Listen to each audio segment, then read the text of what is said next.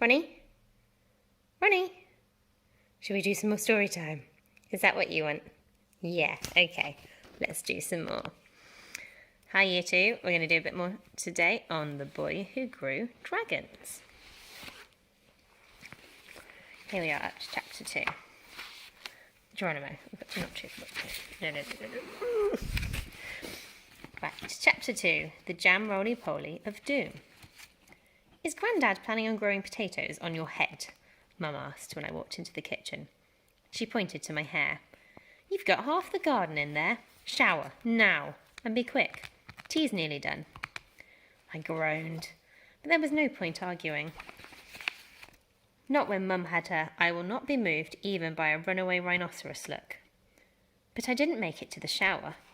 And not just because I spotted the latest Spider-Man comic I'd left on the top of the stairs and stopped to check I hadn't missed anything the 6 times I'd already read it, but because when I went to my room to grab my dressing gown, I noticed something very odd. The dragon fruit was glowing, properly glowing. I went over and peered down at it. Reaching out, I prodded the spiky skin. It started pulsing, orange, red, and blazing yellow. And then I remembered what Grandad had said about mould. Maybe it was toxic.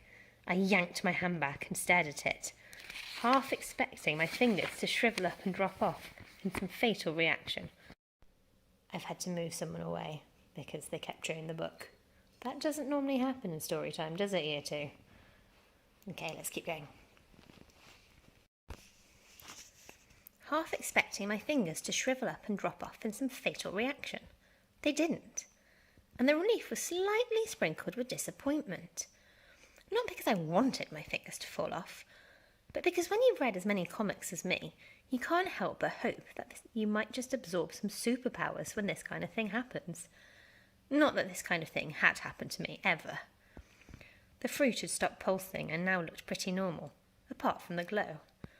Before I could prod it again, I heard Mum shouting from downstairs that tea was ready, and if no one was there to eat it in exactly 30 seconds, she was going to give it all to next door's dog, and we could have cereal for all she cared.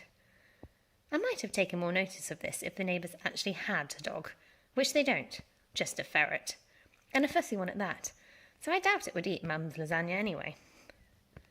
Dad stuck his head around my door and shouted, "Tea up, Thomas," and then headed off down the hall. I waved. "Just coming, Dad."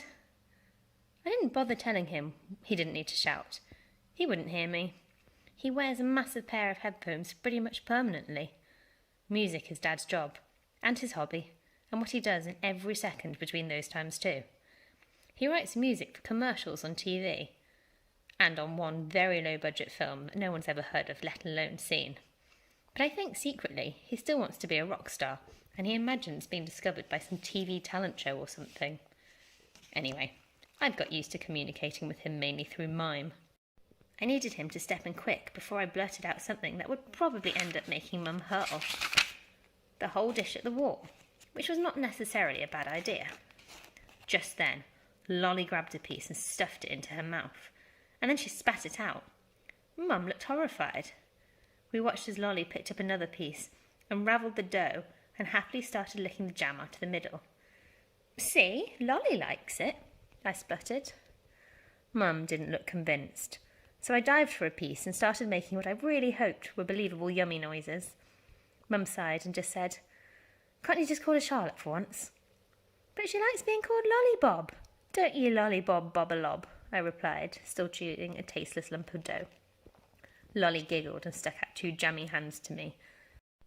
"See," I said, finally managing to swallow the leaden ball of dessert. It lodged in my throat, and I had to take an enormous gulp of water to get it down. Mum turned, and, while she was wiping Lolly clean, I grabbed the rest of the roly-poly pudding from my bowl and stuffed it in my hoodie pocket. Thanks to my sister, I was going to be saved from eating any more. We stick together, me and Lolly, even without jam. Suddenly, there was a loud thump from upstairs. Mum stared at the ceiling. "Whatever's that?" "It's probably just Tom-Tom messing with my stuff," I said. "That cat is like a furry wrecking ball," Mum moaned. "Go and sort out your pet, Thomas." I didn't need telling twice, not with half a roly-poly still sitting on the table staring at me menacingly. I raced upstairs.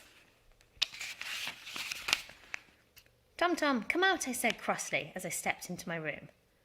I looked around for the ginger cat, ready to give him his marching orders, but he wasn't anywhere to be seen.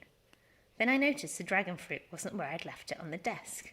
It was on the floor by my bed, and what's more, it had grown.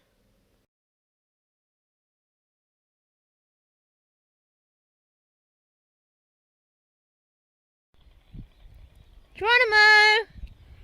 Runny! Hello, little legs.